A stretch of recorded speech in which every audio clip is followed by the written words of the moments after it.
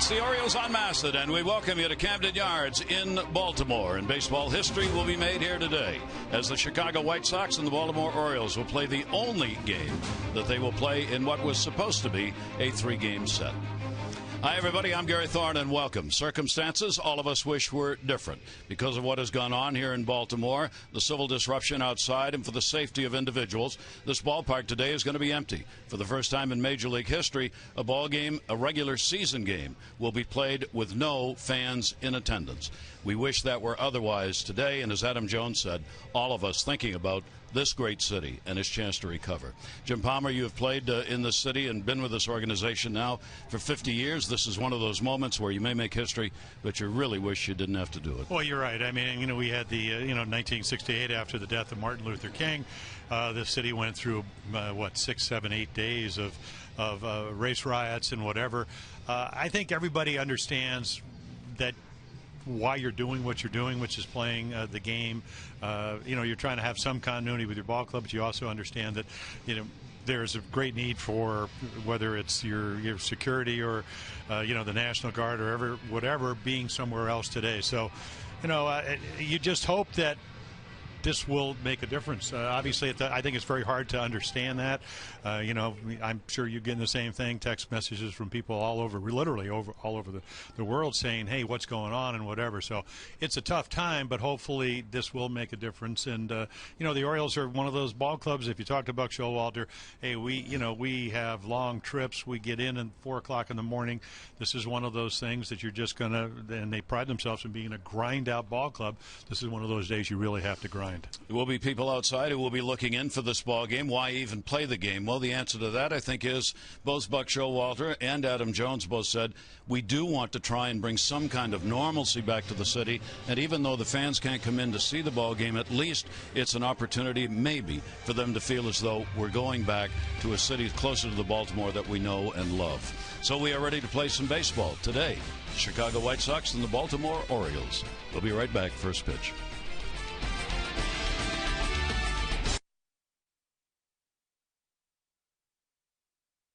Airlines, book your low fare now at southwest.com and by your local Mercedes dealership. Absolutely gorgeous day here in Baltimore, and as far as the city is concerned, it has quieted down a great deal from what it was a couple of nights ago, trying to get back to a normal day's activities. There is, of course, a curfew in effect with everybody off the street at 10 o'clock unless it's a medical or work need reason to be out. And there you get a look live at downtown here in Baltimore today. Take a look at the starting lineup for the Chicago White Sox. It will be Eaton, Cabrera, and Abreu, LaRoche, Garcia, Gillespie, Ramirez, Soto, and Micah Johnson playing at second. Last 5 for Abreu, just red hot. And Ubaldo Jimenez, he'll pitch for the Orioles. You can see a lot of fastballs. Last game not as good as his first couple because he gave up a couple of home runs, got some balls up, got behind some hitters. As you can see, a nice mix, but mostly fastballs. That's where it starts. Try to be around the knees, throw strike one. And again, this is a White Sox team that started out 0-4, but over the last 13 games, they're a little bit over 5.5 runs a game, so they've been swinging the bat well. Yeah, after that 0-4 start, they've gone 8-5, so putting them right back in the mix, 4 games out in the division. And the pitch is in there for a strike, and the history-making ball game is now officially in the books as having begun. With the Orioles and the White Sox playing here for just one, they'll play the other 2 that were missed in a doubleheader in late May. Pitch will be in the inside corner for a strike. And Jimenez hoping that he can keep himself on track as the Orioles look for him to rebound from the season he had last year. He is 2-3 lifetime against the White Sox, ERA of over 5 against the White Sox. Here in this ballpark, Jimenez now calls home. 5 wins, 6 losses here at Camden Yards with a 4.82 earned run average. Eaton 3 for 4 lifetime off him, and a swing and a miss and a great changeup will take him out of there 1 down. Yeah, this is how you do it. You talked about the formula we saw against Toronto. He pitched a 1-hitter, get ahead. Now, the last game against Toronto did not have the ability to get ahead or really the good split finger. Here it is. So, again, coming out of Santo Domingo, Dominican Republic, this is you go back and put yourself when you used to pitch as a kid, because we're all during spring training. You pitch back, you pitch AAA games, you pitch backfield games, getting your work in. The difference, of course, this one matters. Melky Cabrera will stand in. Melky's had a 3 for 14 lifetime off the Orioles right-hander. And a swing and a foul. There's the Oriole defense, the Ozzie Jones and Young. Machado, Cabrera, Navarro, about fourth game back coming from AAA. And then you have Chris Davis, Caleb Joseph doing the catching. 0-2 the count with one down. 31-year-old right-hander with the infield pretty much straight up here against Cabrera. Melky, of course, a lot of games played against the Orioles in his career, getting the start in left field in this ball game. He is a .284 career hitter against the Orioles and has had 6 home runs against those pitching over the years, with a couple of those dingers coming here in this ballpark at Camden Yards. Yeah, he's a .286 lifetime hitter. Last year, 171 hits, playing for Toronto. 2-2 delivery on the way to him, and that's a chopper. Jimenez will make the clean field and get the out. 2 down here in the first inning. Let's take a look at our Jeep Inside the Numbers and today's starters. You can see those are the East numbers for Jeff. The Samardzija, the Orioles got him one time in Oakland, hit a couple home runs, 4 runs in 7 innings, and then there are because Jimenez pitched with Cleveland coming over from the Rockies. You can see, again, not great numbers against the White Sox, but different windup, maybe different focus. So you hope that Ubaldo will do the things that he did in spring training, which is after his first couple of starts, throw a lot of strikes, get ahead of hitters, something he couldn't do last season. Jose Abreu, boy, what a great start he's had to a tremendous season last year. Abreu's got an 8-game hit streak coming into this ball game. 1 for 3, a home run lifetime off Jimenez. See the number right there. He is just one of the game's bright young stars. After the awards last season, looking to continue it, which is often hard in a sophomore season. Boy, right now he's on it. Well, he did everything he could possibly do as a player. I mean, he hit .353 off of lefties with 10 home runs. Right-handers over 300, .305. They adjusted what he hit 29 home runs in his first 351 at-bats. And then in the next 271, he only hit 7 home runs, but he still hit over 300.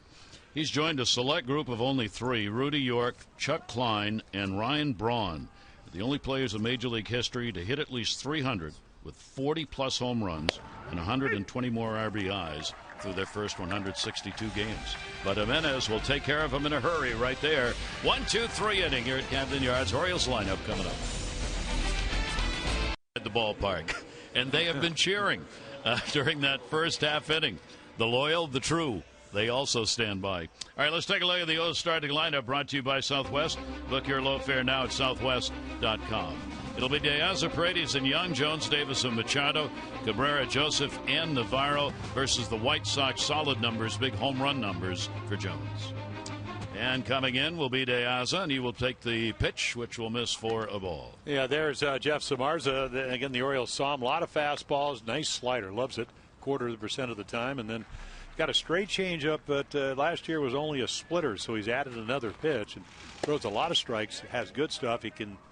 His average fastball, at least this season, this will be his 4th start, 94 miles per hour. So he's a big guy out of Notre Dame. Was also a football player, very adept at that. Most people thought maybe he'd be drafted in the 1st round, but he chose baseball. 5th start, as Jim said, on the season for Samardzija. De Aza will foul that one away. Samardzija is coming off a start against Cleveland where he shut them out on 6 hits through 6 innings. He won that ball game for his first win. Opening loss to Kansas City, then non-decision against Minnesota and Detroit. Those are his starts this year.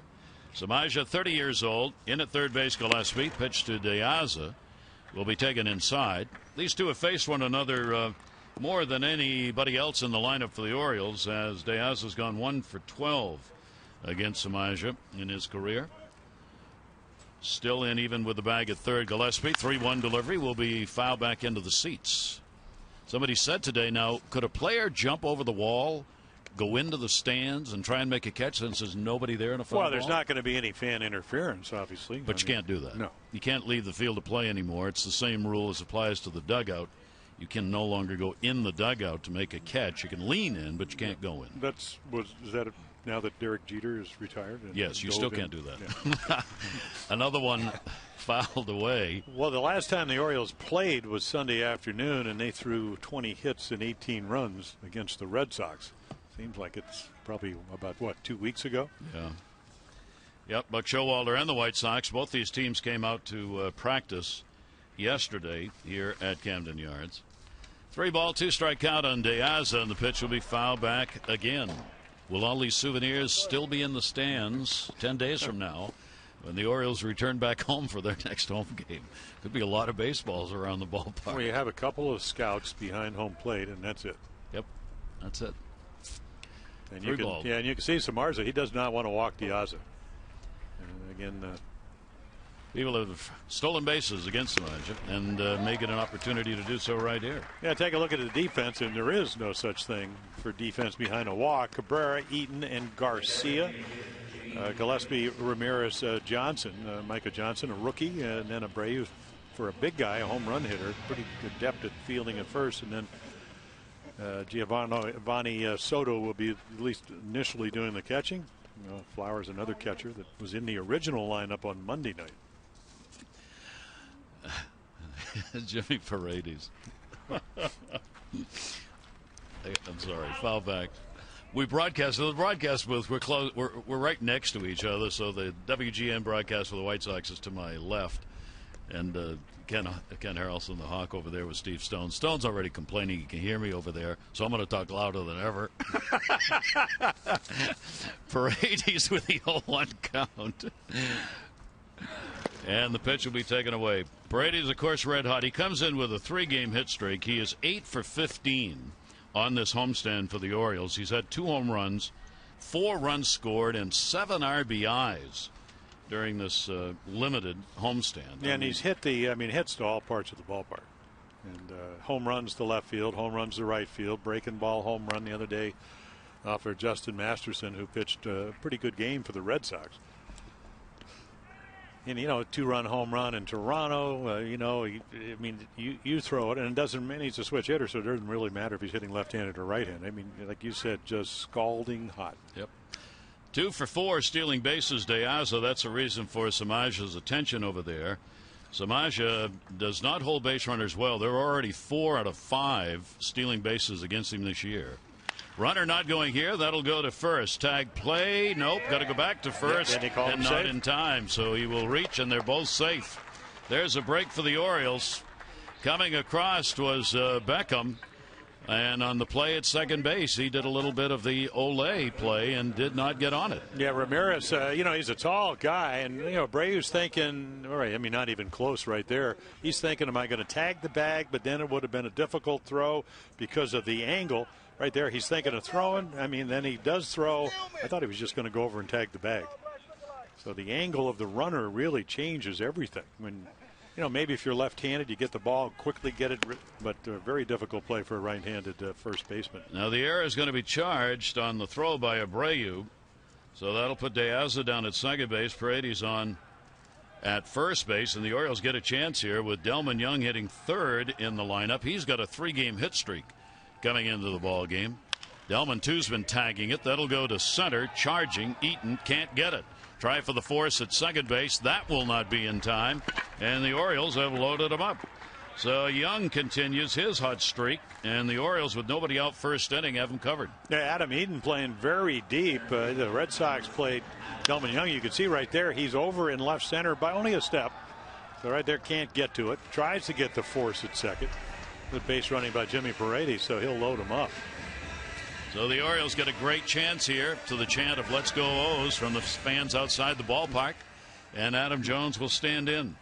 Jones coming in with a 4-game hit streak overall. He's got an 8-game hit streak going against these White Sox. 14 for his last 34 against the White Sox, including 3 home runs and an 8-game hit streak against them.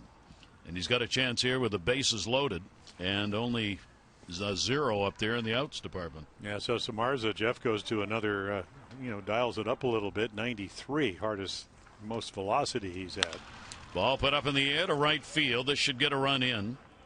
Garcia's there, will make the catch. Throw will come into the cutoff man, and no play anywhere. Sac fly. So Adam Jones gets it done as he delivers the sac fly for the Orioles. Boy, they've been using that this year. That's his 19th RBI. He leads the Orioles and is among the top 5 in the American League and runs batted in. Yeah, so he chases early on in the count, and what we've seen Adam do is he's willing to see more pitches. Again, Scott Coolbaugh on for the as the hitting instructor. Every day they take batting practice. Man on third, get a ball in the air, and that's exactly what Adam does. Now runners on at first and third. Brady's able to tag up, move over to third base. Young's still on at first. Chris Davis will go after the first pitch, and he will foul it back. Adam now with 19 RBIs, tied for 4th in the American League. Nelson Cruz the leader with 21, and Jones with 19. So Adam getting it done. The Orioles get on the board. Orioles have not lost to these White Sox in the last 6 games played against them. Last year they were 5-1 against the White Sox. Buck Showalter's team looking for their 10th win. A victory here today would get them back to 500. They are 3 games out in the American League East coming into today's play. Yeah, Chris Davis 3 hits on Sunday. One of them a home run over the center field fence. 1-1 delivery, and he got a hold of that one. It is deep. Will it stay fair? And goodbye, home run. Chris Davis delivers a 3 RBI homer as he puts it out beyond the flag pavilion. And he is red hot at the plate for the Orioles. That's his 5th home run, and he's got 16 batted in. Gary, I was talking to Don Cooper, the pitching coach. He was down behind the batting cage early today, and he said, well, Samardzija's come up with another changeup, and that was it. He's got a splitter. A splitter when thrown well. We see Miguel Gonzalez for the Orioles do it all the time. It has a lot of movement. That was a changeup that stayed belt high. The Orioles lead by 4. So the Orioles are getting to Samardzija. There's a base hit going to the gap by Manny Machado. He'll make the turn, eaten up with it. Here's the throw coming into second off the mark, and it's a stand-up double for Machado. And Samardzija not fooling anyone. No, take a look. Again, Chris Davis is just trying to get a ball in the air. So here it looks like a changeup. It stays in the middle of the plate. It speeds up the bat.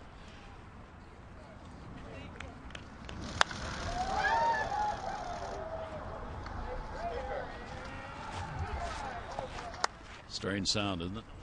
Well, it really is. And it reminds me of the old ballpark here at Memorial Stadium had metal seats. And when you hit a home run and there weren't any people, you could hear it land. Not a good sound if you were pitching that day. No. Here's Everett Cabrera, and he will swing through it for a strike. So the Orioles, Manny Machado on at second base. 4 runs in, 4 runs, 3 hits here in the first inning. The leadoff walk to De Aza has crossed. And now, opportunity here for the Orioles to add another. Well, 2 shots to get the 5th run in. They had 2 6-run innings on Sunday. They won in the matter of one day. They went to, at least at that point, Kansas City, because they played more games. But they went from probably, about 5th in runs all the way to the top. They now, with 104 runs, make it now 108 runs, lead the American League. That's a fair ball that's going to go into the corner. Chased down deep at the 333 mark. That will score Manny Machado. It is a double for Cabrera and an RBI, and the Orioles pouring it on here early in the ball game. First inning and a 5-0 lead. Well, doubles and singles, they're taking exactly where they were on Sunday with, again, 20 runs or 18 runs, 20 hits. Looks like a splitter that stays up.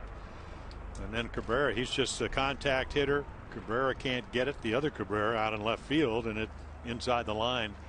So now the Orioles with 5 runs here in the top of the or the bottom of the first inning. Don Cooper, pitching coach, with a very quick visit to the mound as Cabrera ends up at second base. There is Cooper with Samardzija getting tagged here already for 5 runs on 4 hits. He has no record against the Orioles. Only the second game he's ever pitched against the O's. And the pitch will be taken on the inside corner for a strike. Here is Caleb Joseph with the great 311 mark, a home run, and 4 RBIs on the year. Orioles coming in hitting .301 with runners in scoring position, 3rd best in the league. He will pop that one up down the line, and that'll be out of play. I promised Caleb Joseph we were going to get this on the air the next game he caught, because there are certain things that divide a season that make you strong. For Caleb Joseph, it was the birth of Walker Everett Joseph, first baby for the family. Before, he hit 207, since then 311, and his comment was, baby's gotta eat, and baby's gonna eat some more. Another base hit into right field. Coming around to score Cabrera, there'll be no play at the plate, and Caleb Joseph picks up a single and an RBI. That'll be RBI number 5 on the season for the Oriole catcher. And Jeff Samardzija is wondering what is going on. They've hit him hard, they've hit him soft right there. But what's your approach? I mean, inside out. I mean, last year Caleb would probably have pulled that ball, might have popped it up. Nice effort by Johnson at second, but he can't quite reach it. And the Orioles get their 6th run here in the first inning. So the Orioles have just found no reason to stop doing what they were doing on Sunday. Well, how about playing 9 innings and you have 3 6-run innings? Yeah. They didn't even play 9. You know, so I'm talking about 8 on Sunday, where they had the 18 runs and 20 hits. And what did great line on Monday about momentum? Delman Young says it's when you go to sleep. That's when momentum ends. In other words, that's why maybe some ball players don't sleep a lot. And then Buck Showalter said, momentum, Jim Leland line, 1987, is only as good as the next day's starter. Exactly. Or in this case, the next day's starting lineup. Yeah. Runner on at first base, still only 1 away. That ball will be put on down the line. You see it coming over. That's a long run, and it will be caught. Outstanding catch made out there in right field, and a long way to go. Garcia got there, hauled it in, and the runner will go back to first base. Yeah, he's a big guy, and comes out of the Tiger organization. Nice play. I mean, just think, if you're a defensive play for the White Sox, and I mean, here you are, that ball just would have been called foul, but you've been standing out there, and now all of a sudden you get a chance to make a play, and that was outstanding. So the Orioles, as they did on Sunday, are going to bat around here as we go back to the top of the order. Alejandro De Aza started this with a walk. 2 down now with a runner on at first base. On Sunday, the Orioles batted around twice in that game against Boston. They sent 10 to the plate in the 3rd inning, and they did that again in the 7th inning. And here is the 10th batter of the at-bat here in the 1st inning of this game. Off-speed delivery, and that'll be in there for a strike, and even it up at 1-1. And Samardzija's had obviously a 30-pitch inning here, long inning, with all these Oriole bats ringing out. But a lot of strikes. It's not like he's wild. I mean, he's made some bad pitches. He's been a little unlucky. White Sox will have to get their bullpen active here immediately. Carroll up in the bullpen for them. There is Scott Carroll. As the White Sox actually benefited a little bit from the layoff. They had to play a suspended game and then a regular game against Kansas City at home. That's going to be another base hit. De Aza's on with a single. Turn at second. He'll stay. Eaton will get it back in, and the Orioles keep it up. So De Aza's been up twice in the inning and reached both times, once via the walk and once with a single, and that is hit number 6. Robin Ventura, the skipper of the White Sox, looking on because, as we mentioned, they've been playing well. And scoring runs, pitching well, very, very good bullpen. In fact, Dave Robertson got the win and the save in that suspended game, and then the second game where they came from behind with a 5-run 5th inning. The Orioles 4 for 4 with runners in scoring position. That'll go to second base. Johnson is up with it. Play on Paredes, and that will do it here in the inning. But what an inning it was for the Orioles. 6 runs on 6 hits, including this long home run, good for 3 ribbies by Chris Davis, number 5 on the season. Ball game, he said, 2 p.m. Can everyone in B-More give themselves a huge "Oh" chant, which usually comes during the national anthem on the Pray for Baltimore tag. And Adam was outstanding in meeting with the press before the ball game today. Had a lot of very solid things to say, and particularly said, I understand about the kids in Baltimore, a lot of the activities that have been going on at night with some of the looting and the rioting and fires on cars. He said it's been the juveniles. He said, I was there, and he meant that literally. Growing up in San Diego, he lived in a section of the city that was very tough and where there was racial discrimination, and he said, but for baseball, I probably could have turned a corner and gone the other way and done the same thing, but I didn't. He said, those kids, I feel the pain of the kids. We need to reach out for them. He said they need a shoulder to cry on. And as leaders in the city, be they political leaders or athletes like myself, we need to do that for them. Yeah, he said his vehicle, of course, was sports. And the tragic thing for not only Baltimore, but a lot of inner cities is, and that's why baseball trying to do the RBI programs and whatever, is to give people a way to do something other than, get in trouble and whatever. And I found that in my life when I moved to Arizona, until I got into sports and assimilated myself in high school, maybe hanging out with the wrong guys and whatever. So it's very easy to do. Yeah. Avisail Garcia at the plate. LaRoche grounding out. Garcia comes in with a 4-game hit streak. He has gone 3 for 7 against Jimenez. And boy, Ubaldo right here would like to have one of those quick put-away innings after your ball club has given you a 6-run lead. Pitch will miss a little bit outside. In this landmark ball game with no fans in the seats, Jerry Lane's the crew chief working the plate. Hunter Wendelstedt at first, Bob Davidson at second, David Rackley, the umpire, at third base. 3-0 delivery on the way. And despite the tough circumstances, there had to be some smiles somewhere along the way. Adam did some of that this morning about hoping the fans could enjoy this and take a deep breath and, maybe make them feel good here today as the city settles down. That ball will go into right field. That's going to be a base hit, and that'll be the first against Jimenez. Talking with the press today about the situation here in Baltimore, Adam Jones.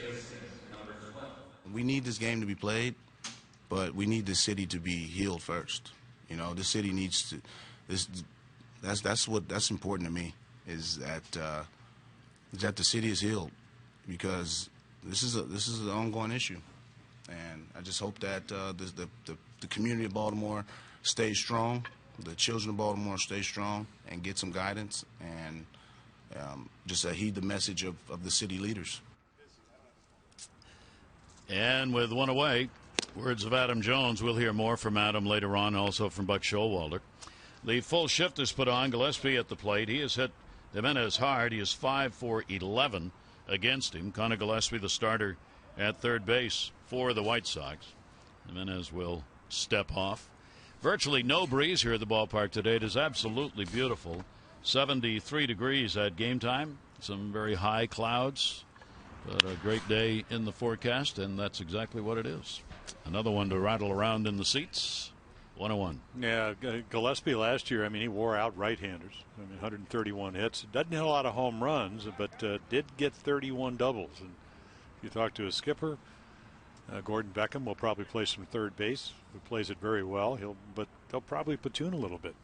But again, this is why this team will score some runs. And as we mentioned last, 13 games, over 5.5 runs. That'll go to second base on the shift. Play made for one. Relay over to first, and there's Major League double play. That was Navarro, who's moved way over, so only 3 come up. 1 hit, nobody left on. The Orioles have a 6-0 lead.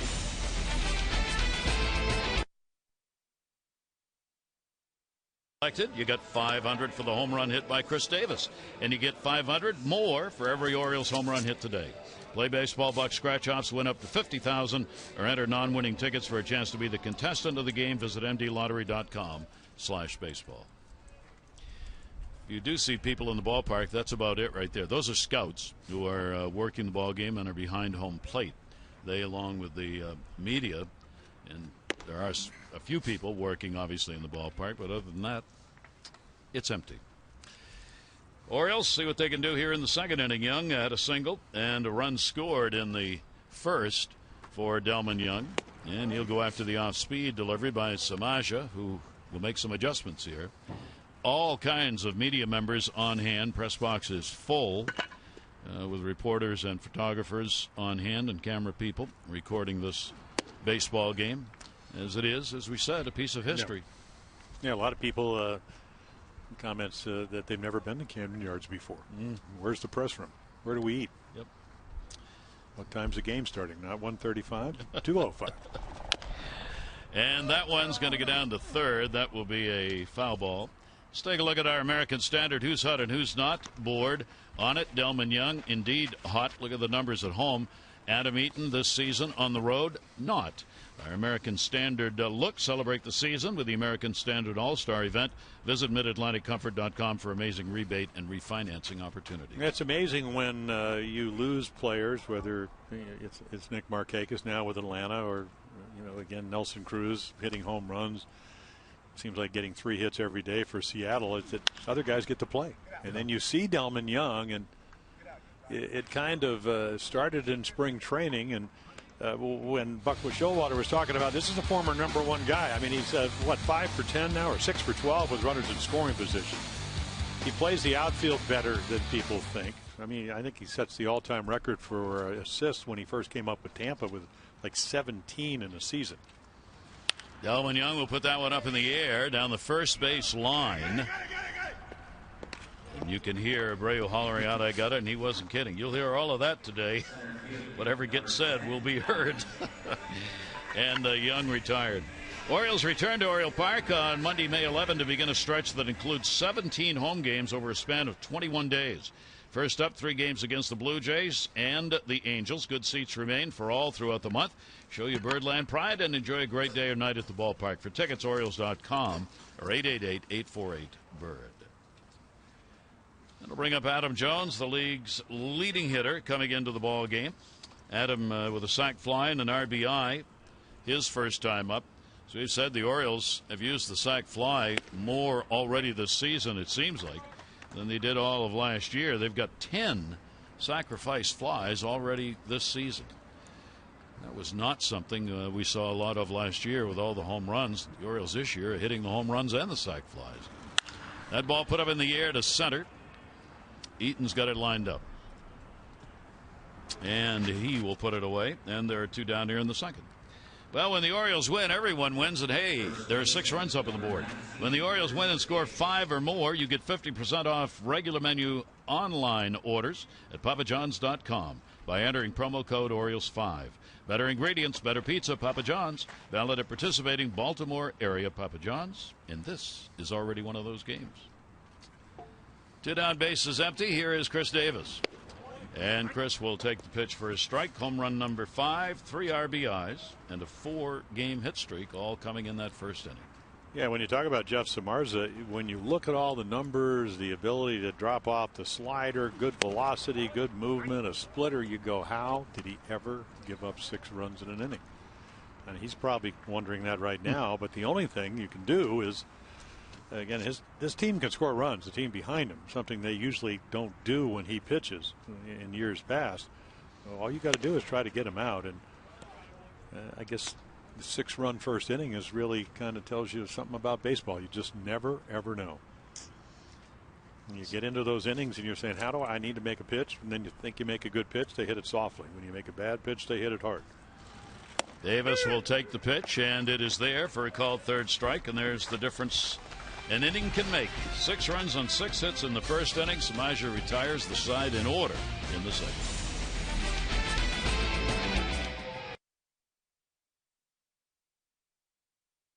Destination for culinary adventure, from fresh local seafood to an eclectic array of world-class cuisine. Savor Sarasota Restaurant Week is coming up June 1 through the 14th, celebrating its 10th year. For information, go to savorsarasota.com. Barry Thorne, Jim Palmer, and our great crew on hand here for this historic game, the first Major League game played without a paying crowd. Lowest attended game ever. You got to go all the way back to 1882. 6 fans. Troy, New York against Worcester, Massachusetts. They were National League teams at the time. 6 fans there for that game. And the lowest Camden Yards attendance was April 12, 2010 at 91-29. Bunt is shown, off-speed pitch. Jimenez gets it in there for the strike with Ramirez at the plate. Yeah, slow start. Last year, 42 extra base hits, 15 of those home runs, over 30 doubles. That ball will go into the shift. Perfectly positioned Navarro at second base. Yeah, they tell you to hit it up the middle, and that's where the defense is. Let's readjust that. Maybe hit it a little bit more to right. Alexei Ramirez is retired on the ground ball. Well, you get a big lead, and sometimes I'm used to think, okay, get me 6 runs, but do it maybe 2, another 1, 2. When you get 6, nothing changes. You still got to get the first batter out. Gary, you talk about that all the time. You know, it always sets up a double play. Throw strikes, stay down in the zone. Ubaldo knows exactly what he has to do, and for him, it's just a matter of focusing. He has a couple of strikeouts, no walks. Giovanni Soto, White Sox catcher, standing in, and he will take the pitch for a strike, and it will go to 1-1. You're wondering why that game back in 1882 only had 6 fans. Because everybody had lost interest. They were having bad seasons. Both franchises were told they were not going to have a franchise for the coming year, so they knew the teams weren't even going to exist. So the Troy, New York Trojans and the Worcester, Mass Ruby Legs played before 6 at the Worcester Driving Park grounds. It was part of the fairgrounds. 3-1 strikeout on Soto. Now the infield will shift over. The Orioles move Navarro over on the shortstop side. 3-1 pitch. That'll be put up in the air. Jones over, reaching and makes a fine running catch. Adam Jones, he can chase him down, and he does so again. Well, today you can hear how well a ball's hit just because there's no crowd noise. I mean, watch this. I mean, you can hear that it's smoked, and then it starts knuckling, and the Gold Glover runs it down. Makes it look easy. Jimenez gets some nice help behind him from Adam Jones. What I enjoy is that when you go down, and you know sometimes because of the timing of games, we're not around the cage when the other team is hitting, but when you go down and you see what the visiting team thinks of the Oriole players, and the guy they bring up all the time is Adam Jones. That's the way you play the game. You know, obviously, Jimmy Paredes is red hot, as you mentioned, but the name that comes up is Adam, because he is the leader. You saw that today. And is taking that role, taking it on. That ball will be fouled back by Micah Johnson. Johnson batting ninth, getting the start at second base for the White Sox. The Orioles out on top here by a score of 6-0 for Johnson. Opportunity to become known here as he is a rookie. Right now getting some regular playing time for this White Sox team, tied for the second in the American League in bunt hits and fourth in infield hits. So that tells you the speed that he brings to the game. 1-2 delivery, and that is there for a strike. So 1-2-3 inning, third strikeout for Jimenez. Through the first 3, Jimenez has faced the minimum 9 at the plate.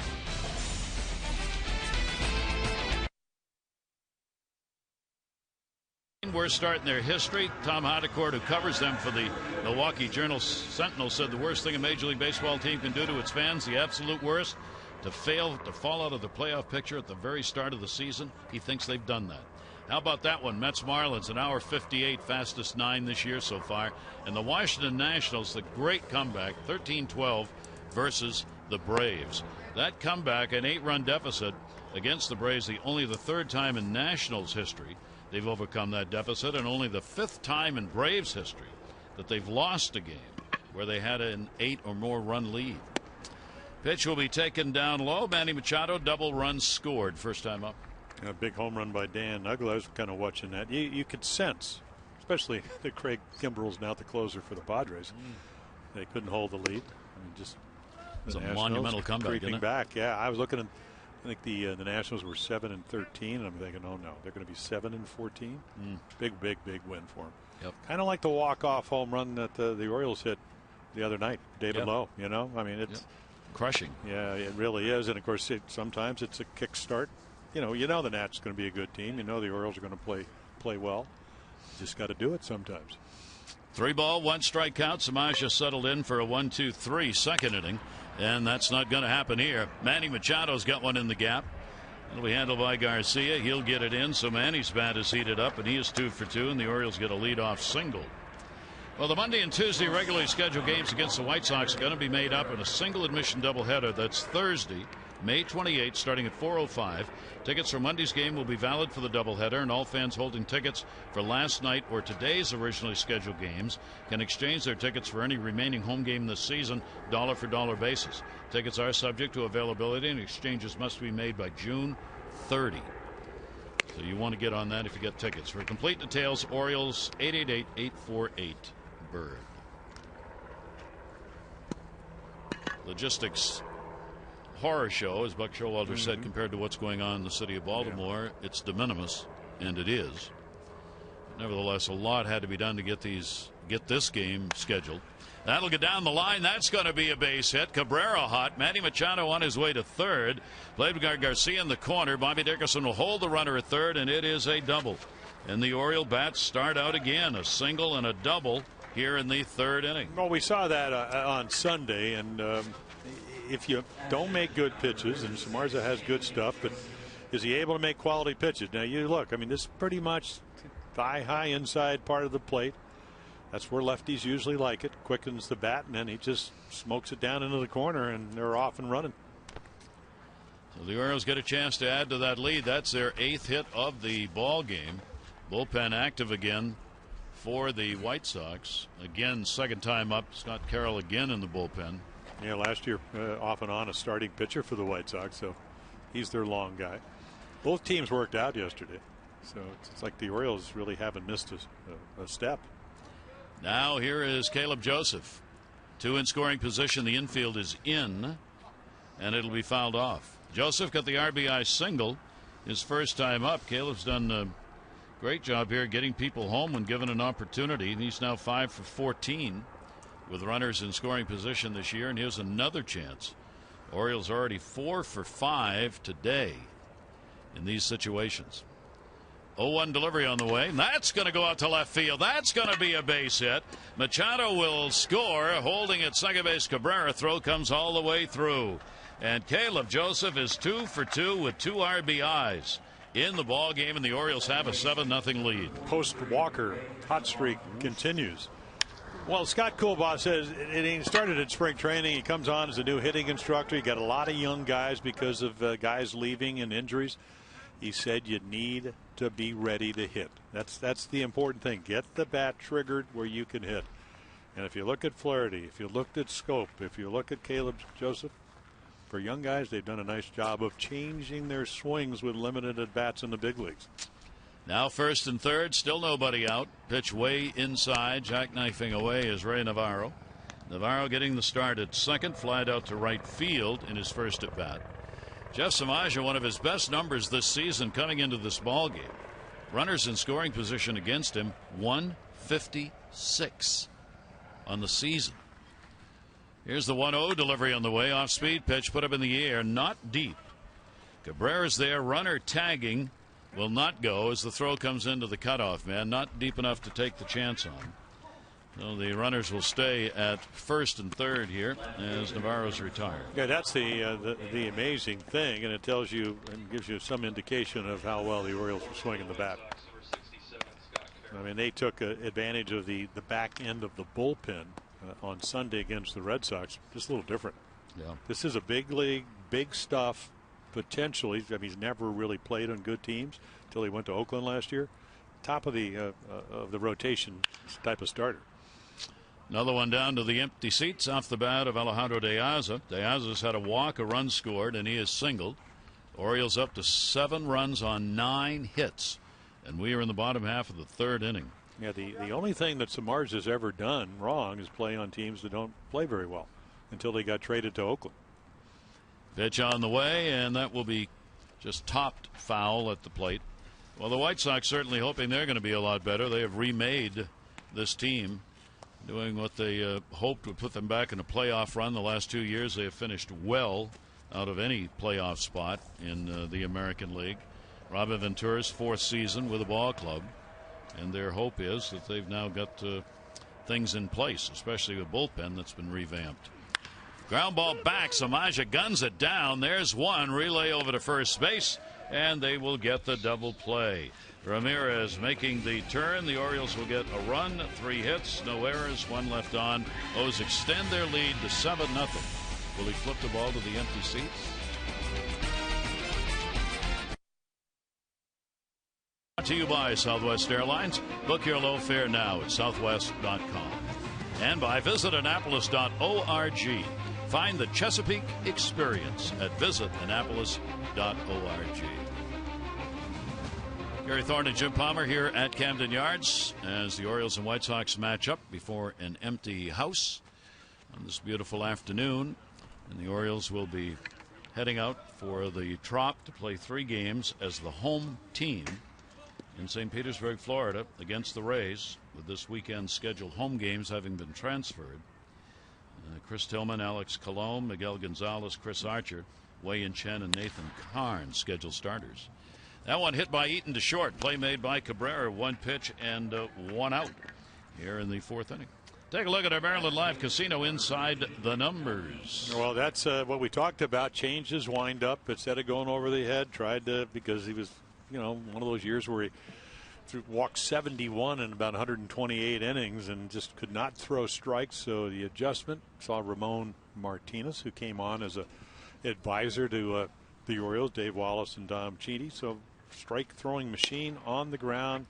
And again, his velocity, 86, 87, 89, not overthrowing, a lot of movement. Melky Cabrera batting second in the lineup. There's the off-speed delivery in there for a strike. Cabrera grounded out his first time up. Melky, a switch hitter for the White Sox with 1 down and nobody on. Abreu waiting on deck. Ubaldo Jimenez delivers, and that'll be off the end of the bat and foul. Cabrera this season batting right-handed is only 1 for 21 from this side of the plate. He's hitting .370, 17 for 46. Yeah, he's always hit better from this side. Not that he can't hit right-handed. That one on the off-speed delivery, he didn't get a lot of good wood on that. High in the air to center. Jones is there, 2 down. Yeah, if you talk to Ubaldo or if you talk to his pitching coach Dave Wallace, they say, "What do you want to do?" Well, I want to get ahead. If I throw strike 1, they get behind. Numbers go down, 40, 50 points, at least on a league average. Then I can use all my pitches. He's got a splitter. He just saw a curveball that was popped up. He's doing exactly you want. And, he's got 1,400 major league innings, so he certainly has enough experience not to let a big lead affect him in a negative way. And he has it here. Jose Abreu at the plate. Orioles 7-9-0. The White Sox 0-1-1. Abreu will go off the fists and foul. American League Rookie of the Year, of course, last season. Coming out for the White Sox with a tremendous .317 batting average, 36 home runs, and 107 RBIs. And he will foul that one in the same place. Well, the league average would, and I'm talking about Major League Baseball, was 176 with 2 strikes. That tells you how hard it is. He had 257. And they all say, well, this guy is going to come out of Cuba. He's going to be the best player. You're looking at him right here. I can't imagine anybody being better than Jose Abreu. And a pitch that swung on and missed. And Jimenez right now is dealing. That's his 4th strikeout, no walks, retires the side in order. His 3rd 1-2-3 inning.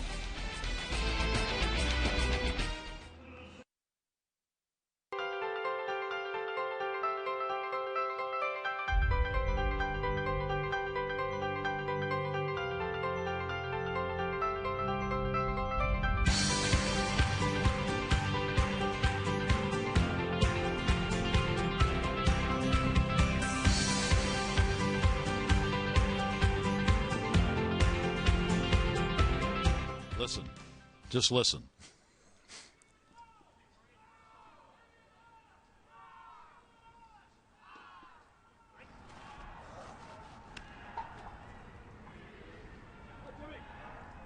They're here. Simon and Garfunkel. Paredes at the plate. Jimmy Paredes, and a swing and a miss. The sounds of silence here at Camden Yards on this historic ball game with no one in the ballpark but the players, the press, a couple of scouts. Yeah, those were people past where all the statues are. Yes. That noise. Those who were cheering outside the gates, they have been there. They've done their part here in the ball game. And the Orioles have certainly done theirs. With a 7-0 lead here in the bottom half of the 4th inning. Paredes reached on an error, scored in the 1st inning, grounded out in the 1st inning to end the inning. 1-2 delivery on the way, and a swing and a foul tip into the mitt, and that'll be the 2nd strikeout for Samardzija. Number 27, Dylan.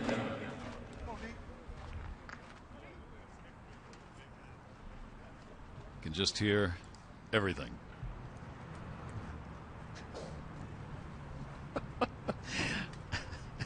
Adam Jones just waved up here. Ground ball going down to third, backhanded. Gillespie's got it, throw over to first. And Young is retired, and there are two away here in the fourth inning. I mean, it certainly does have a feel of what you do in spring training. You know, you play the B games. I still remember pitching a B game at 11 o'clock in the morning. I look over, there's Joan Jett. She didn't have the Blackhearts with her, so she was by herself. It wasn't a very big crowd. And she had been in my no-hitter. I said, what are you doing here? Oh, I'm with Sting tonight at the Hollywood Sportatorium. What are you doing tonight? I said, well, I'm actually, my girls are down. Why don't you come? Backstage passes. Very nice. See, it does pay to get up early. Yeah, and pitch at 11 o'clock. I just want to know, you know, I mean, Joan Jett was a big Oriole fan. Grew up in Silver Spring. Was had my no-hitter. Traded underwear poster to her motorcycle one, you know. And I said to Sammy Stewart, who had the locker next to me, I said, who's the girl with all the leather? It was the day before we started. One of the years, probably like 75 or 70. He said, "Yeah, that's Joan Jett." I said, "Where are the Blackhearts? Come on." Down to third, ripped and just foul. Fine play made right there. Unfortunately, no crowd to applaud her. And she'll put it back in the bag.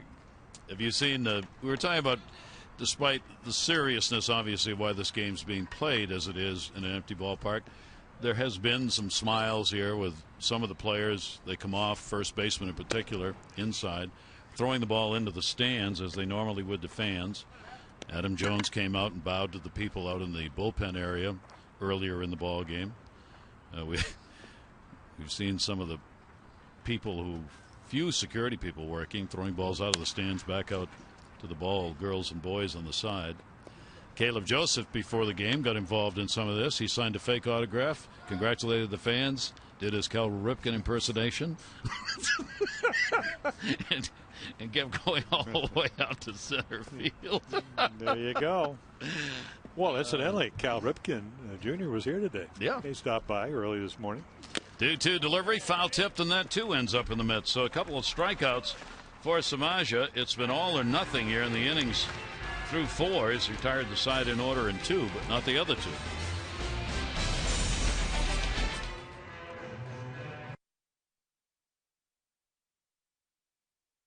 Comfort.com for amazing rebate and financing opportunities. Camden Yards, the site. Orioles and the White Sox, first meeting of the year for both of these teams. This is the first time they have played outside their respective divisions on the year. And here at the quiet Camden Yards, Jimenez quietly pursuing a successful game. He hasn't walked anybody. He has struck out 4. He's retired the side in order in 3 of the 4 innings. There's been only 1 hit. A Garcia single in the second, eliminated via a ground ball double play, so he has faced the minimum number of White Sox hitters through the first 4 innings of the ball game. Well, he's doing exactly what he did in his first start after Toronto scored 12 runs in the first game of the year. Bud Norris started the home opener. At least it was the 4th game of the season, but the first one at Camden Yards, a 1-hitter through 7. Showed bunt with the infield shifted around. Will take the pitch for a strike. Didn't think it was. 1-2. LaRoche grounded out his first time up. One of the additions to bring some power into this offense. Yeah, I don't know. 7 for 20 off Jimenez with a homer. Right, and what he'll bring is somewhere, if he gets to play a lot, which he will, either as a DH. And see, that's what happens when you kind of talk to the umpire. You know, you talk him into maybe giving you an extra strike to hit, because that fastball ran back and probably caught the inside. But he's going to be 20-25 home runs or more. 2-2 delivery will miss, and the count goes full. 3 balls and 2 strikes. Dead low ball hitter, loves to walk, so it's one of these situations. You're in the 5th inning, 7-0, but as we mentioned, at least over the last 13 games, they've been scoring a lot of runs. 3-2 delivery inside, and there is the first walk. Jimenez just unhappy with himself. Leadoff walk here in the 5th inning. Voting ends tomorrow at midnight for this year's AT&T Fans Choice Bobblehead promotion. Go to Orioles.com/bobblehead. Vote for Britton, Chen, O'Day, Norris, or Pierce. You can find the numbers there. 1 for Britton, 2 Chen, 3 O'Day, 4 Norris, 5 Pierce. 31826. Each time you text your vote, you'll automatically be entered to win a VIP experience, tickets to an upcoming event, autographed bobblehead, and an on-field experience. Ground ball will head down to third base. That'll be handled by Machado. Only play at first, one hopper, not going to get him. So Garcia's on with an infield single, and the White Sox get their first real offensive chance of the day. 2 on, nobody out here in the 5th. Well, we've seen coming into really the weekend series, last weekend series with the Red Sox, how walks have hurt. Right there. I mean, it looked like, nice pitch, good sinker. Garcia hit a bullet into right field. You make a better pitch, and he beats it out. He can run for a big guy. Well, let's see what they can do here against Jimenez. See what he can do, try and hold him down. 2 on, nobody out. Connor Gillespie at the plate. Gillespie hit into a double play his first time up. Righty-lefty differential on the season this year for Jimenez, not much of a difference at all. 133 left-handers, 135 right-handers, and he's given up a home run to one from each side of the plate. So at least early on, numbers almost exactly the same. In fact, that was true for last year. It wasn't much of a difference either. That'll go to left. De Aza going back. Runners are halfway. He'll put it away. They'll go back to their bases, and there's one down. Get in on the baseball action with Masson. Text the word Orioles to 29292 for team alerts. Chances to win exclusive prizes all season long, including meet and greets with your favorite players. Again, that's Orioles to 29292 for Orioles alerts you can't miss. To all of the great people here in Baltimore who may be listening, obviously all of us with our great hopes for this city to remain calm and for the matters that need to be taken care of to be done in a proper way, and to all the great people that went out yesterday to help clean up Baltimore and the ravaged parts of the city. Many great residents who on their own went out on the streets, brooms, dustpans, boxes in hand, to try and clean up the areas that had been in large part destroyed in some blocks. A great show of what this city is all about, and hopefully it will remain that way for forever. 2-0 delivery on the way. That will be on the outside corner for a strike. Alexei Ramirez. 2 ball, 1 strike count, 1 down. So many people, Jim, we get texts from calls and everything from people around the world, as you said in the open, asking, what's it like? How do you feel? It's so hard to define those things, but there's no question there's a great deal of sadness in this city. Oh, there is. And most of the people, I've been here now, before the riots of '68, and people still talking about those because it was so damaging to the city. And I guess, in baseball, you're kind of taught when you're young, and I think it's difficult. Sometimes you don't want to wear your emotions on your sleeve. Mm-hmm. And unfortunately, that's hard to do. There's just so many different ways or better ways. I unfortunately, but also fortunately, the message, I think, has been heard loud and clear. It's just not the way you want it to get heard. 2-2 delivery on the way, headed to the hole. Manny Machado cuts it off, force at second. That's going to go into right field. That will score LaRoche. Backed up on the play by Young. Runners will advance. So LaRoche will come in. There will be an error charged on Manny Machado. No RBI on that, but a break for the White Sox and a chance to have a bigger inning. What we're talking about with the city, Adam Jones, who has been here for his career, he talked about these things prior to the game today. The youth are hurting, and I think as the older guys, the older community, we owe it to the youth to continue to educate them, continue to strengthen them, continue to be by their sides, because that's what they need. I don't think they need more antagonizing. I think they need a shoulder to cry on, and I think the city leaders can be that for these kids and for the community. And Adam certainly has tried to be part of that. He is part of it. Anybody who knows him, it's not just about money that he gives, and he does do that, but he gives time. He's out there. He goes out. He sees the kids. He goes to the libraries. He goes to the Boys and Girls Clubs. He's got 2 facilities, baseball facilities, he's already put together in the city, working on another. Ground ball between the legs will go to short. Cabrera will make the play over to first base. That will be an RBI for Soto. Second run will cross Garcia, and it is a 7-2 ball game, and all of a sudden that 7-0 lead doesn't look like exactly, and that's what you want to do.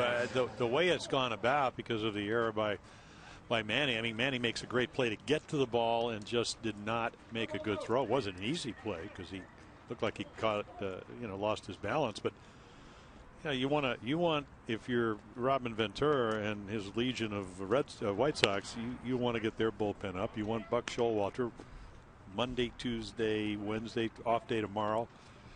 Rested bullpen. You want to get Jimenez out of the game wherever it takes and take your chance, because their bullpen is better than the Orioles statistically. Down the line and foul. And if you get a base hit here, even though you should be out of the inning because you get the extra out, all of a sudden they're where they want to be. Yep. And a big at bat right here in order to cut into that lead even more. Runner on at second base. Ramirez, good speed. Micah Johnson, strikeout victim, his first time up, 2 down. 0-2 delivery to him, slapped to second base. That'll be handled by Navarro. He gets it over there on a close play, but he records the out. So 2 unearned runs on a hit and an error. Make it a 7-2 game. Big leagues is difficult. It's really insensitive to everything else that's going on. It's a small thing for us, comparatively speaking. And one of the things we all, not just me, tried to do when I came here was eliminate excuses.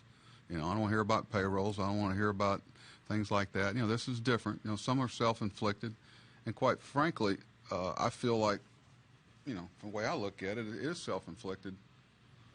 Even though someone in our locker room didn't, but it's we're citizens of this community, and if something's going on here that creates this type of situation, it's a reflection on all of us. We should look at it that way. Buck Showalter comments before the ball game today, and the Orioles playing this game before an empty house, and the fact they've got to play what would have been home games in St. Petersburg at the Trop coming up this weekend. Davis gets one. Is that one down the line fair? It's going to be foul into the seats. He's already delivered a home run. Chris got one in the first inning, 3 RBIs, 5th of the year. Strikeout victim his second time up. Yeah, a little change up, and again, when he gets the barrel of the bat to the ball, it has the ability to travel a long way, and the 3-run home run made a big difference. Jumping on Samardzija's pitches here. Samardzija hanging in. Well, the one thing, and both of us, we were around the locker room today, and everybody, I think, understands that how important the Orioles are to this community and how important the community is to the Orioles. So nobody is complaining about having to do what they have to do. Play's got to be made by Soto. And and you don't play for Buck Showalter, and as he mentioned, he has a tremendous sense, I just think, of history and tradition, and whether it's about baseball or the city. I mean, Buck gets it. Yeah. And his players get it. You can't be on this team because he's created a new culture here along with Dan Duquette. And they've done that in about 4 years. So they're well balanced both on and off the field. I mean, I know that's an understatement, but so going down to Tampa, playing today, and it's, hey, this is what we do. This is what we have to do. Yeah, and they know games. It's an important game because it goes in the win and loss column, but it's not important with the big picture. That's Buck's comments. I don't want to hear any complaints. Here is Manny Machado. Machado already 2 for 2, double, single, and a run scored. Manny's now had 4 hits and 5 at bats off Samardzija, including a home run. 2-0 delivery. That one lifted up in the air, left center field, back warning track, way back wall, and goodbye home run. He's got 2 off Samardzija.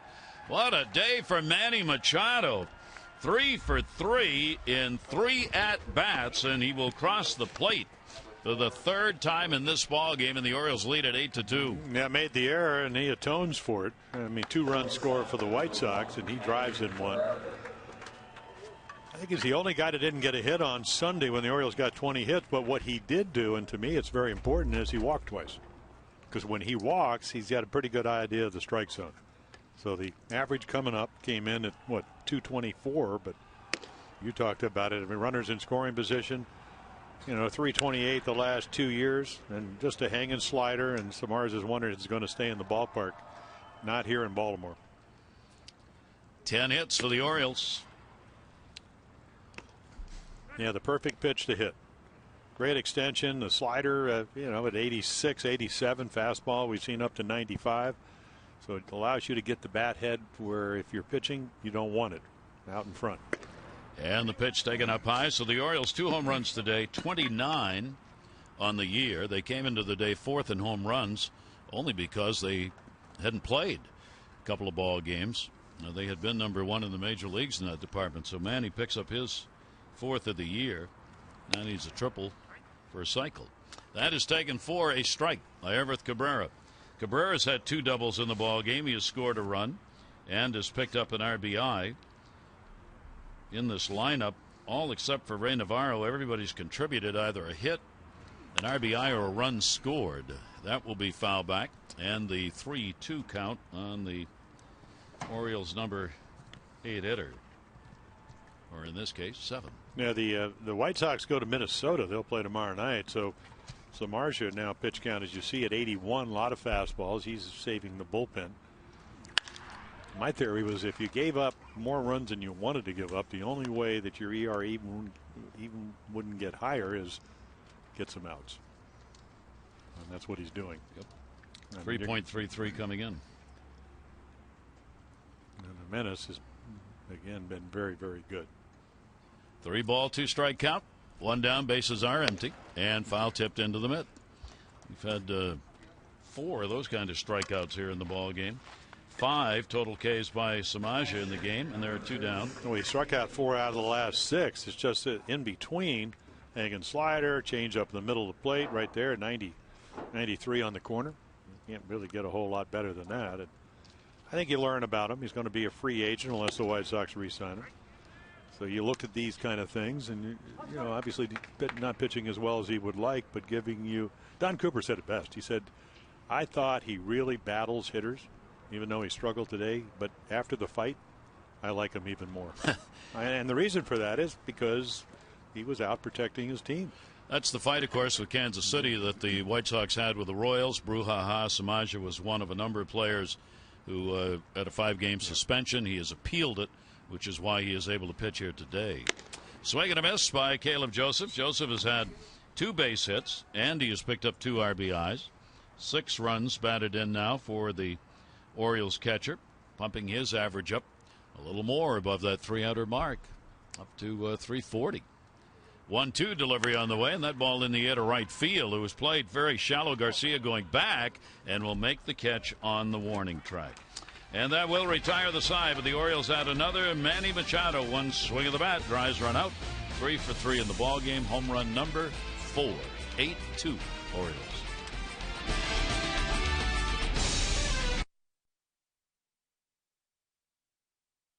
Day, about 74 degrees, sun shining. It is so pretty outside. Gary Thorne, Jim Palmer with you, and obviously hoping the city settles in. Jim, it was pretty quiet, very quiet last night. A little problem at one area only, but it didn't last. The curfew worked, I think, and trying to get back to normal. Well, yeah, and I think, again, this is a great place to live. I mean, I've been here. Everybody's made kind of big deal out of it my 50th year, so I've gone through a lot of things, but I mean, I was proud of how everybody got involved. Adam Jones kind of talked about it. A lot of the leaders in the black community, and this is a town where if you go downtown, it doesn't matter what color you are. So hopefully they will be able to, hear the people that need help. And I think Adam again said it so well. He said, kids are crying out for help, whether it's education, whether it's an avenue out of, poverty. And so forth, and hopefully they'll be able to give them a better direction. And they've been talking about it for years. Yeah, that's right. That to me is the saddest part of all, is that these are not new issues, and they have not been expressed in a new way here. It's just been repeated again. There are underlying causes about education, the money for schools. Adam talked about the money for inner city kids' youth programs that continue to be stripped away. That one down the line, and it ends up costing, I think, this country a whole lot more by doing that than by taking care of some of the business. So hopefully be able to take care of some of the business here, and some of the underlying causes can be gotten to. And still some concern. I mean, there's the report, the young man who died in police custody, and the question of how did that happen remains an issue. That'll go to left field. Eaton there to get it. And one of the concerns here in the city is that that report could come out at any time. It's going to be later than was expected as to what happened and why. And when that comes out, what will the reaction of the city be again?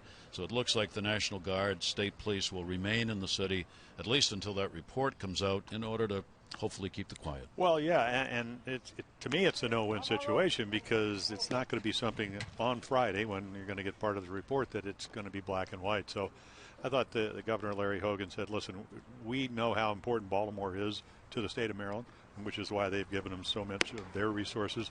I mean, it was surreal yesterday walking, National Guardsmen, state troopers, one of the, I think the female general of the National Guard said, these are people that live in Maryland. They care about the city of Baltimore. So I think we all do. And, again, I think that the people that rioted, it wasn't the right thing to do. But they've made it very clear that we need change here, and hopefully that'll happen. And it's not going to happen overnight, and that's I would implore people to just be calm. And for the leaders to get it started. It's not going to happen overnight, but you got to start. And I think we've done that in this country, in other places, and on a national level. Now here in Baltimore, it's got to be worked on. A 2-ball, 1-strike count on Cabrera. Melky Cabrera, 1 down and nobody on. We are in the 6th inning, 8-2 lead. Orioles on top after a big first inning in which the Orioles put away 6 runs, 6 hits. They've added to that, and right now for Robert Ventura, Scott Carroll either comes in or he's done for the day. This is the 3rd time he's been up in the bullpen. Yeah, Samardzija gives him 5 innings. Obviously not what he wanted, but he didn't really have to go to your bullpen. They don't have the luxury, even though they've had 2 days off, of having the off day. They will travel to Minnesota. You can see that. I mean, that kind of sums it all up. He's a good pitcher, a really good pitcher. I'd be very surprised if he doesn't have a good year. Can Navarro play this one? Outfield grass bobbles and will not. Could not get the handle on it. Got over there. That'll be a base hit for Cabrera. So he is on with 1 away here in the 6th inning. That's only going to be the 3rd hit, all singles off Jimenez. Yeah, just didn't catch it. They got to it pretty quick. I mean, the transition of dirt to grass. But again, in the glove, out of the glove, and off the knee. And this is what they want. It's 8-2. They're just going to keep, nibbling away. And now they're into the heart of the lineup, and they have a base runner on with only 1 out. 76 pitches thrown by Jimenez so far in the ball game. In the middle of the order with Abreu, as Jim said. Pitch will be taken for a strike. Abreu has struck out twice in the ball game. For Jose Abreu, very un-Abreu-like. He's had 4 walks, 14 strikeouts on the year now. 14 RBIs, leads the ball club. Ground ball down to third base. Manny Machado, they'll have to hustle it over, and they will, and they'll turn the double play. So the Orioles, 2nd time in the ball game, a double play has helped Jimenez. No runs, a hit, and 1 left on. 8-2 O's.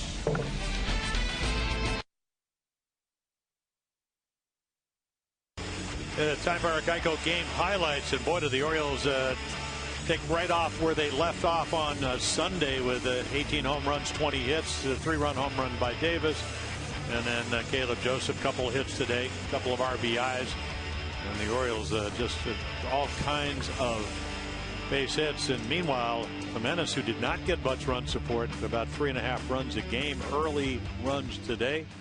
And Jeff Samardzija will leave the game. And again, good pitcher, made a couple of bad pitches. Orioles have a 6-run first inning. And those are our Geico game highlights. 15 minutes could save you 15% or more on car insurance. Visit geico.com for a free rate quote. And Scott Carroll comes on last year. He was called up on Sunday from AAA Charlotte, where he's a starting pitcher. So last year, 26 games, 19 of those starts. A big tall guy. He's been around Cincinnati, and then free agent, signed with the White Sox back in 2012. 30 years old. Good sinker ball pitcher with a breaking ball to go with it. So Carroll on as the bullpen goes to work now for the White Sox, and the Orioles. Ray Navarro will be leading it off. 0 for 2, couple of fly ball outs, and the pitch is in there for a strike. This bullpen of the White Sox vastly improved, at least early on, from last year. Their bullpen last year had the 2nd highest ERA in the American League. They are 4th in the American League coming into this ball game. Well, Don Cooper said, listen, we have a closer, Dave Robinson. The Orioles certainly know about him. Was with the Yankees. Outstanding. Win and a save on Sunday. And then, of course, they also got Dan Jennings. Navarro will go to first base. Abreu will make the flip. Carroll over there to cover. Navarro is retired. 1 down, 6th inning. Not too late to upgrade your summer. The Orioles partial season plan still available. Members enjoy exclusive ticket savings, Major League Baseball's most flexible exchange policy, access to postseason tickets, and orange carpet benefits. 13 game plans still available. For details, Orioles.com/season or 888-848-BIRD.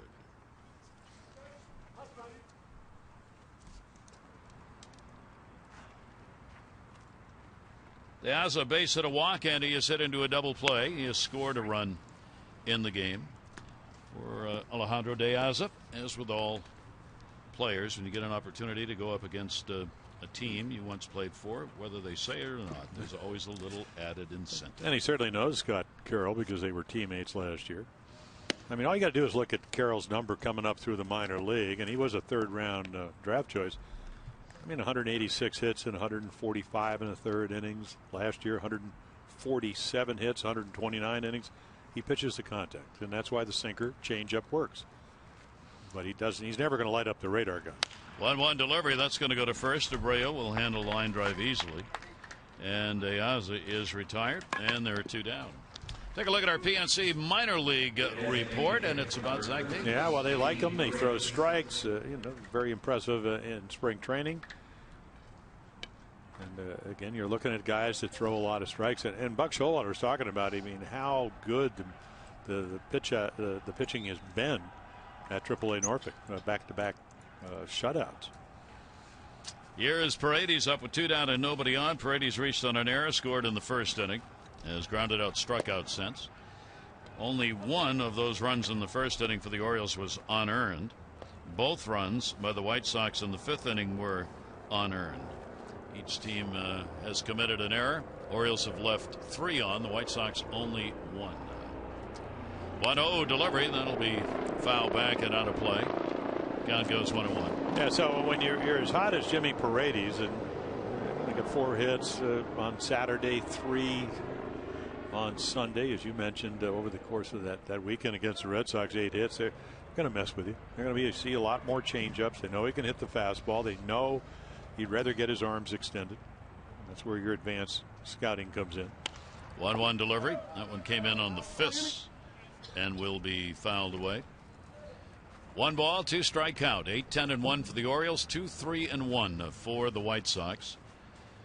And again, the doubleheader will be coming up on May 28th. The 2 games that were missed in this series, it'll be a single admission doubleheader that will start at 4 o'clock on Thursday, May 28th. What was going to be an off day, now a doubleheader day here at Camden Yards.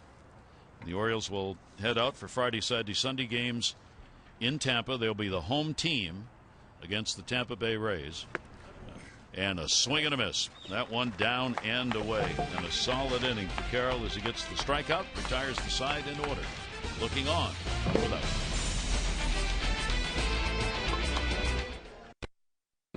We get to know a lot of the people that we live around, a lot of the people that we interact with each and every day.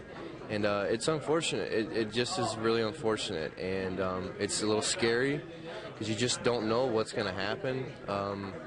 You try and put your faith in those people that are responsible, that are making the decisions higher up, that everything's going to be okay, that they can get control of it. And you're thankful for those brave men and women that are out there trying to preserve peace and trying to protect.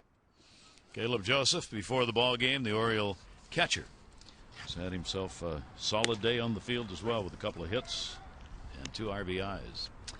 We go to the 7th inning. The Orioles on top by 6. LaRoche to the plate.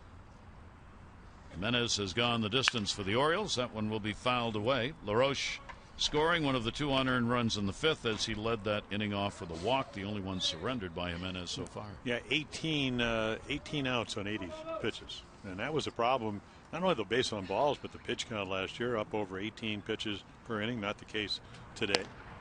And there's a pitch that just is under the strike zone. And So one thing about Adam LaRoche, he can hit home runs. He pretty good first baseman, 35-year-old acquisition by the White Sox, but he also very discerning eye, makes you throw it over. And he will take that one away. Those are, young hitters are probably waving at those pitches. Veterans, that takes that changeup right off the corner. 2-ball, 2-strike count. His dad, Dave LaRoche, LaLob as he was known, played for these White Sox, so his son has joined the team. Swung on and missed, and you can see by the way the reaction of a lot of these White Sox players after at-bats with Jimenez is like they're just not getting good cuts. Well, this is movement. I mean, this is a fastball, so it's not about velocity. Can you stay behind your stuff? And last year he couldn't, but you change your windup. Ramon Martinez said, you're a tall guy. Ubaldo, as is Ramon, and Ramon won 20 games. He comes over with the Orioles. They're both from the Dominican Republic. They speak the same language. You need to make some adjustments. There's a good changeup. It's not a splitter, but a good changeup. And you do it because Avisail Garcia is 2 for 2 off you. So what kind of options do you have? And good pitchers can get guys out different ways. And today, Ubaldo's been able to do that. Tap foul again out in front of it. Garcia, a couple of singles in the ball game today. So he's got a 5-game hit streak now for the White Sox. Avisail Garcia, another one of the fine young players they've got out in right field. He's now at 5 hits in 9 at-bats against Jimenez. Bullpen action again for the White Sox. Got jammed on that one and will fight it off. Against the White Sox for Jimenez in his career, 11th career start, 2-3 record. ERA just over 5 against them. Last faced them in 2014 right here in this ballpark. And then gave up 4 runs, 8 hits. Not doing that today. Strikeouts piling up for him. That's 6 in the ballgame. Yeah, back-to-back strikeouts. And one was in. He ran it in on LaRoche's front hip and then turned it back. And then right there, low and away to Garcia after a couple of changeups that got him out in front. He had 8 strikeouts in his opener against Toronto, 2 against Boston. He got ejected in the 4th, of course. And then 6 against Toronto in his last outing that was 5 innings. So 2 down, nobody on, 7th inning. Ball put up in the air towards left field. De Aza coming hard. He'll get under it. And he's got it. Now the most unusual 7th inning stretch in the history of baseball. There is nobody to get up the stretch.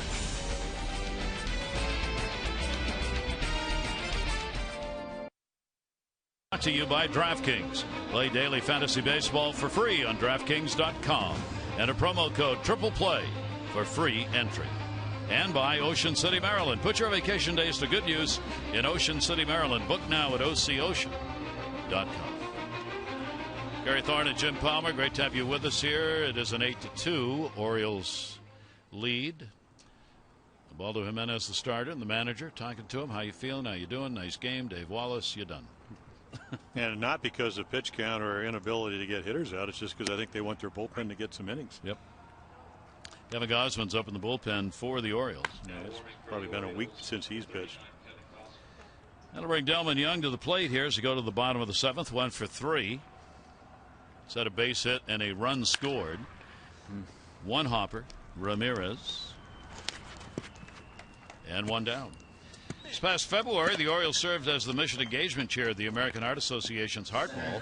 Together, the Orioles Event Chair Sun Trust helped raise more than $679,000 for cardiovascular disease research, education, and advocacy. The Orioles thank sponsors Care First, the Economic Alliance of Greater Baltimore, and the Horseshoe Casino. Please visit Orioles.com/AHA for info on how you can do your part for the cause. Now, we talked today, because nobody's in the yard, about the appropriate way to broadcast. So with Adam Jones coming up here in the 7th inning, Jones' approach to the plate with Carroll delivering. Jones will whack the son of a gun to center field. That's very deep. It's deep, and it's off the base of the wall. He will head to second base. Adam Jones has a double, and that green jacket is well within reach, Jim. First baseman, number 19, Chris. That was our Masters voice. Well, that's right. That ball was whacked. They don't whack a golf ball. But he whacked this one. I'm telling you. There you go.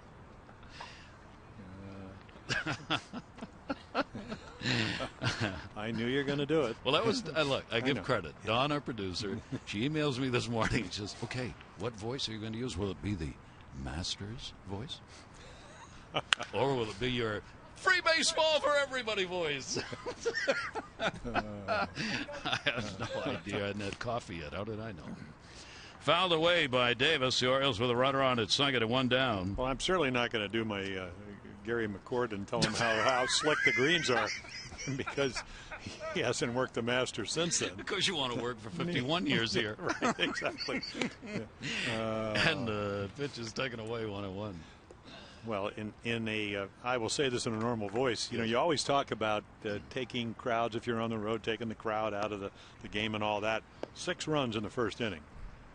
Certainly helped to take the White Sox out of this game. You know, and Jeff Samardzija, he can pitch. You know, overwhelming stuff.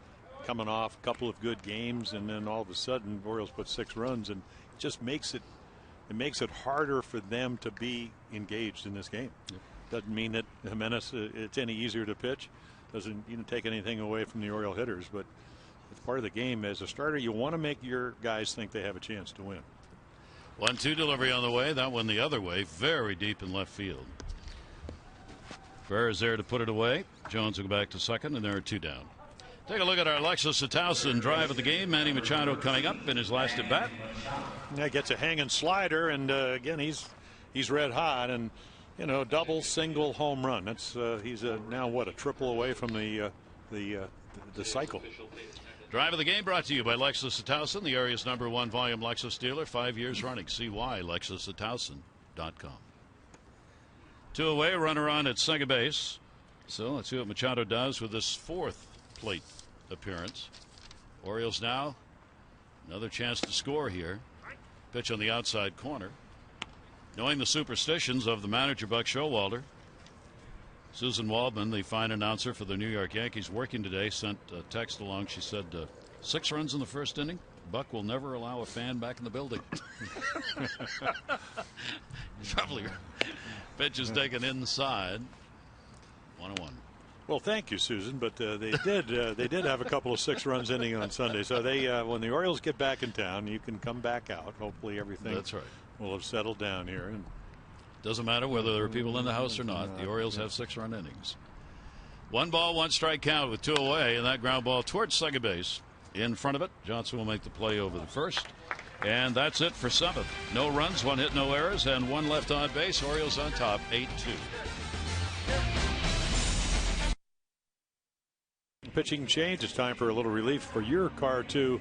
Visit Jiffy Lube for regular oil changes and help prevent damage and wear to your engine. Jiffy Lube, drive in today. Kevin Gausman last pitched on the 22nd of April, and that was up in Toronto. So he'll have a chance. A couple of innings, couple of hits, 3 strikeouts, a lot of fastballs. Yeah, still working on the slider. It hasn't probably been as good as it was when he was out of the bullpen the year before last, but again, you know, power arm, and the Orioles are looking for another 6 outs to end this game. 8-2 lead going into the 8th inning, and the White Sox will send Alexei Ramirez to the plate, and Ramirez will take the pitch for his strike. Orioles will make defensive changes in left. On the left side of your screen, David Lowe comes into play, and De Aza moves from left to right. Delman Young out of the ball game, and that one will be bounced by Kevin Gausman, and a 1 ball, 1 strike count. So the Orioles, big offensive explosion, 6 runs, 6 hits in that first inning, and have not looked back. And as Jim said, with the work of Ubaldo Jimenez, he had retired 8 in a row from the end of the 2nd through the 4th inning. Just held on to that lead, retired the side in order in 3 of the first 4 innings of the ball game. It was really effective in trying to improve his mark to 2-1. His ERA has dropped from 2.3 to 1.59 for Jimenez, because the runs that were scored today were unearned. 2 unearned runs on 4 hits. Well, you go back to last season, he inks a $50 million deal, which was the highest free agent contract ever to an Oriole pitcher. Starts out 0-4. When he pitched well, it didn't play well, didn't score him a lot of runs, and then he was wild in a lot of other games. You know, the pitch count would get him. This year, totally different start. And it didn't happen by accident either. No. And this was the pitcher who was talked about if Jimenez didn't have a good spring or didn't come into the season and do well, that Kevin Gausman was the one who probably would get moved into that spot. Fouled off, just tipped foul at the plate. 2-2 strike count. Well, that's a nice option to have. And, Kevin pitched very well. I mean, started very well. Low ERA, in the low threes last year. So, again, a couple, 3 years removed from Louisiana State, #1 draft choice. Come a long way. And will be a starter at some point, one has to believe. Not necessarily this year. No, he went 7-7. He got post work, season work. Not very many walks, 38 of them in 113 innings. A lot of strikeouts, 88. Power arm, can throw close to 100. That is there in the inside corner at the knees. Can't place that one any better than that. And he gets the strikeout. That's the 7th White Sox to strike out today. Yeah, that's his comfort zone, inside, and this is where they go. That ball with tremendous sink right on the corner. Or at least in that neighborhood. So 93 down and in. Ramirez thinks it might be, or at least hoping it might be off the plate, and it isn't. RBI and a ground ball out for Soto, who was 0 for 2 in the ball game, going through a little downward incline at the moment. He's only had 1 hit in his last 16 at bats, covering the last 6 games that he has played in. Giovanni Soto, 1-0 count, 1 down. Gausman's pitch to him, and that will be there on the inside corner. 1 ball, 1 strike.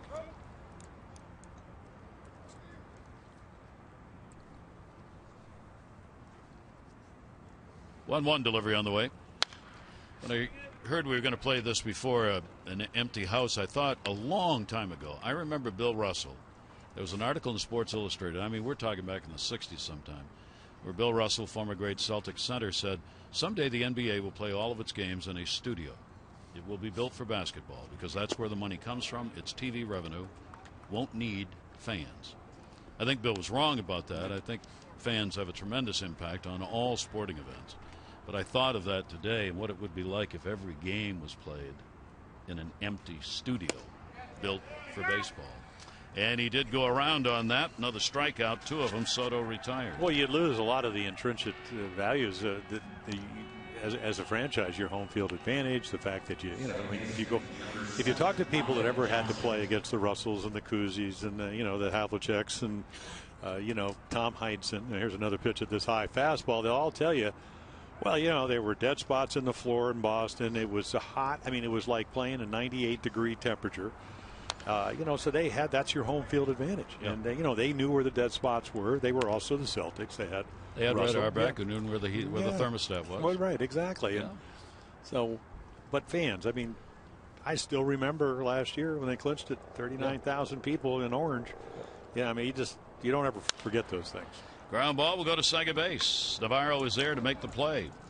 And a very solid inning as Kevin Gausman comes on, retires the side in order. The Orioles on top, 8-2.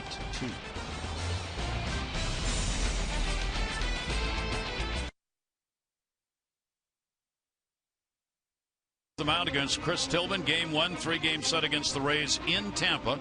Our coverage on MASN 2 will begin at 6:30 with those extra presented by Jeep, followed by game coverage at 7. All the access you need right here on MASN. The Orioles, of course, will be the home team as you take a look at the upcoming schedule, brought to you by Mile 1 Automotive, offering you 20 convenient locations throughout the Baltimore area. Visit them in store or online at mile1.com. Home games against the Rays, even though they're playing at the Trop, and then on to New York, and of course it's both the Mets and the Yankees.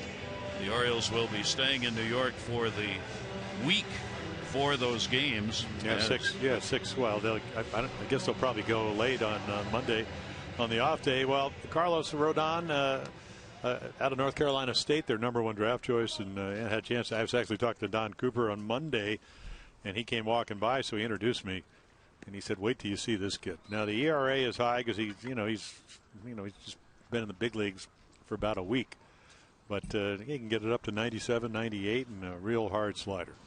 #1 prospect, and he gets a hard ground ball back to the mound. He'll run it all the way over and make the easy flip. And the first out of the inning is Cabrera. For every Orioles walk, Care First Blue Cross Blue Shield contributes $50 to the March of Dimes. 56 walks, $2,800. Care First Blue Cross Blue Shield encourages each of us to take that first step towards a healthier and more active lifestyle. One away here in the bottom half of the 8th inning. Caleb Joseph coming up, 2 singles, 2 RBIs, and he has flied out. 22-year-old right-hander, or left-hander on the mound, rather, with pretty good size, 6'3", listed at 235 for this young lefty out of North Carolina. And a swing and a foul ball off speed pitch. Yeah, a little slider. And he eventually, and talking to Don Cooper, the longtime pitching coach with the White Sox, he'll get an opportunity to start. Rodon with the 0-2 delivery. Joseph on a cut on a pitch down and into him, and he's gone in a hurry. 2 down. Orioles now have struck out 7 times. This copyrighted telecast presented by authority of the Orioles may not be reproduced or retransmitted in any form, and the accounts and descriptions of this game may not be disseminated without the express written consent of the Orioles. Orioles have their closer, Zach Britton, needing work. Obviously not a save situation in an 8-2 ball game. Navarro goes after the first pitch, center field. Eaton is there. And he's got it. 1-2-3 inning. Rondon gets it done in a hurry. The Orioles are 3 outs away from evening their mark at 10-10 on the year. They lead it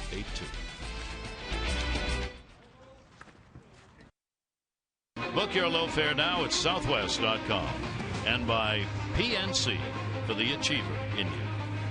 Camden Yards is the site, the historic day. First game ever in the history of Major League Baseball to be played with no crowd, as only those working the game and here at the ballpark are in, and one who's in and working is Zach Britton. Yeah, came in on Saturday night to try to get his 5th save, and as it turned out, walked the first batter, and then some bad luck, rainy night. The Red Sox would score the tying run, and then David Lowe would hit the walk-off home run. So you're right, this is about getting your work. Off day tomorrow for the Orioles before they go down to Tampa. So Britton trying to wrap it up here. And his first pitch will be taken up high. Gets the top of the order. Emilio Bonifacio as the pinch hitter for Eaton. A switch hitter, utility guy with great speed, hitting from the right side. Bonifacio down the line. De Aza coming over. Will not have a play on that one. Veteran Bonifacio getting the lefty-righty matchup here. And a 1-ball, 1-strike count. Kevin Gausman worked an inning and he had 2 strikeouts. Ubaldo Jimenez, 7 innings, 2 runs, none earned, 4 hits, a walk, and 6 strikeouts. And the count goes to 2-1. So the Orioles chance to continue their streak against the White Sox, not having lost in the last 6. That'll be a base hit. De Aza will come over to get it and will backhand it and hold him to a single. Bonifacio on with a pinch hit single here to lead off the 9th inning. Follow the Orioles all season with mlb.com at bat, #1 app for live baseball. At bat up to the moment, any moment, with in-game highlights, live look-ins, replay reviews, radio broadcast, statcast, and more. mlb.com at bat for your smartphone or tablet.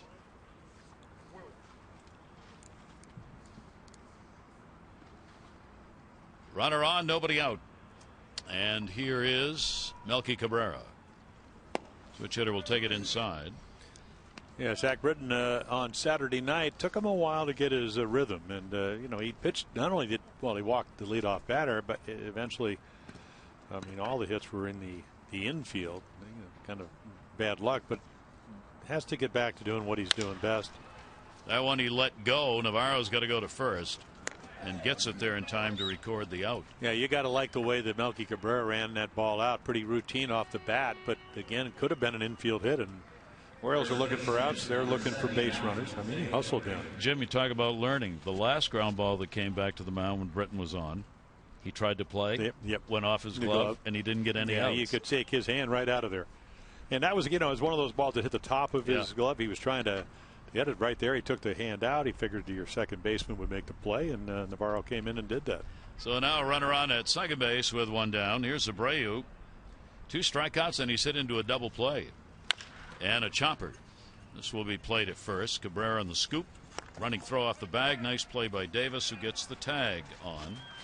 And there are 2 away. Yeah, and then Zach gets back to doing what he does best, which is throwing ground balls. And once again, one of those really slow rollers. I'm not anything to do with that. I'm going to let my middle infielders take care of it. And we kind of joke about that because one of the things, I mean, I saw him in interleague play, hit a home run, beating it off of Brandon Beachy. Same game down in Atlanta, infield hit so he can run. One thing he didn't do well is field, and they really worked on it. Much better field. We've seen him already this year make plays that he would have made in other years. LaRoche 0 for 2 and a walk, and a run scored in the ball game.